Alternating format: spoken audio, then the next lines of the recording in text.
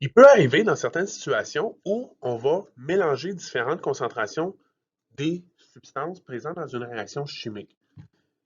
L'équation, la réaction ne sera pas nécessairement à l'équilibre. Elle va se déplacer dans un sens ou dans l'autre jusqu'au moment où l'équilibre va être atteint.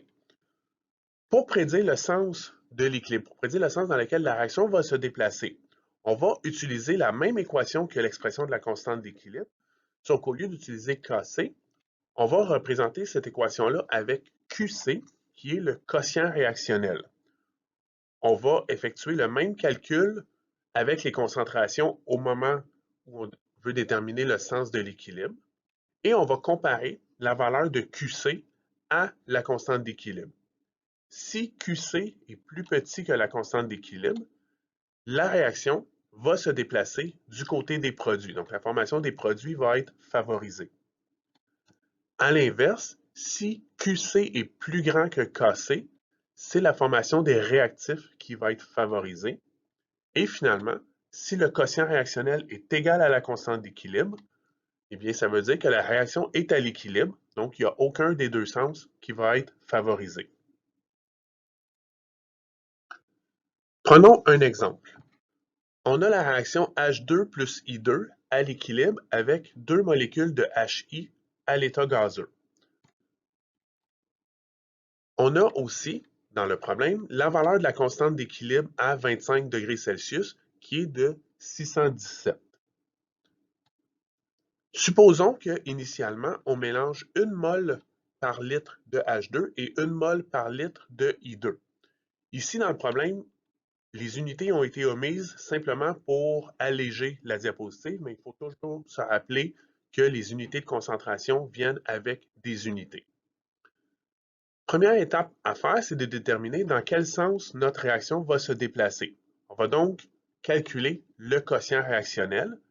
Ici, puisque la concentration initiale des produits, HI, est égale à 0, on obtient une valeur de QC plus petite que la constante d'équilibre.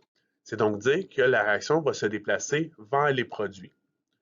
Donc, la réaction, on avait 1 mol par litre de H2 et de I2.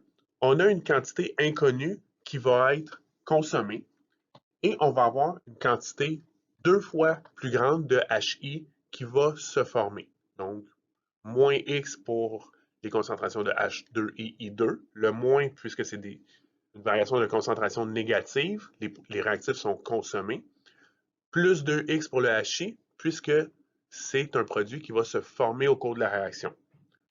Une fois l'équilibre atteint, les concentrations de chacune des substances vont être indiquées à l'écran, donc 1 moins X pour H2 et I2 et 2X pour HI. Étant donné qu'on a la valeur de la constante d'équilibre ainsi que la formule qu'on est capable de déterminer avec l'équation chimique, en plaçant les chiffres dans l'équation à l'équilibre, on est capable d'isoler deux valeurs de x différentes étant donné qu'on va obtenir une équation quadratique. On va toujours être en mesure de rejeter une des deux valeurs de x, ici 1,09 mol par litre, puisque cette valeur de x-là est plus grande que la quantité des réactifs disponibles pour faire la réaction. Donc, après les calculs, on est capable de déterminer les concentrations de H2 et de I2 à l'équilibre, donc 1 moins la valeur de X qui a été retenue, et on est capable de faire la même chose pour la concentration de HI à l'équilibre.